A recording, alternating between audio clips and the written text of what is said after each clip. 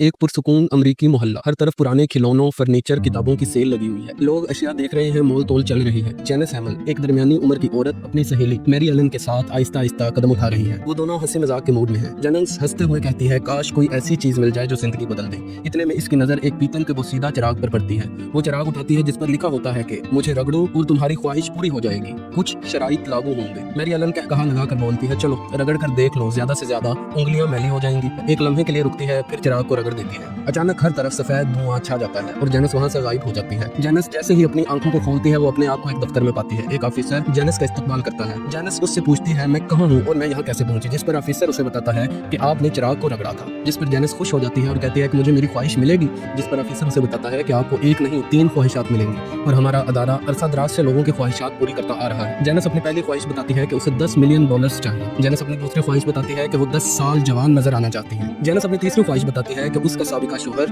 18 माह के लिए जिनसी बीमारी में मुब्तला रहे। ऑफिसर जेनिस की तमाम ख्वाहिशें सुनने के बाद उसे ख्वाहिशात के कॉन्ट्रैक्ट के बारे में बताता है। वो बताता है कि आपकी पहली ख्वाहिश मुकम्मल तौर पर कामयाब रहेगी, आपकी दूसरी ख्वाहिश इतनी कामयाब नहीं होगी और तीसरी ख्वाहिश पूरी करने के लिए आपको अपनी पहली 2 ख्वाहिशों को छोड़ना होगा। ये सुनने के बाद जेनिस उस फॉर्म पर दस्तखत कर देती है। ऑफिसर उसे एक और फॉर्म देता है जिस पर जेनिस को अपना अकाउंट नंबर लिखना होता है ताकि $10 मिलियन ट्रांसफर किए जा सके। जेनिस उकता कर कहती है कि मुझे मेरी ख्वाहिशात कब मिलेंगी। ऑफिसर उसे डॉक्यूमेंट्स की तस्दीक करवाने के लिए कितार की तरफ भेज देता है, जहाँ पहले ही कई लोग अपनी ख्वाहिशात हासिल करने के लिए कितार में खड़े हैं। कितार बहुत लंबी है जिसमें हर तरह के लोग मौजूद हैं। जेनिस सबको बड़े तजस्सुस से देखती है। जेनिस कितार में खड़ी अपनी बारी का इंतजार करने लगती है। हम देखते हैं वो ऑफिसर जो जेनिस का ब्रोकर था, उस पर कंपनी का मालिक गुस्सा कर रहा है। बहस करने के बाद उसे कंपनी का मालिक नौकरी से निकाल देता है। जेनिस की जब बारी आती है तो उसे काउंटर पर खड़ी औरत बताती है कि तुम्हारे पास 604 फॉर्म नहीं है, इस फॉर्म के बगैर आपकी ख्वाहिशात पूरी नहीं हो सकती।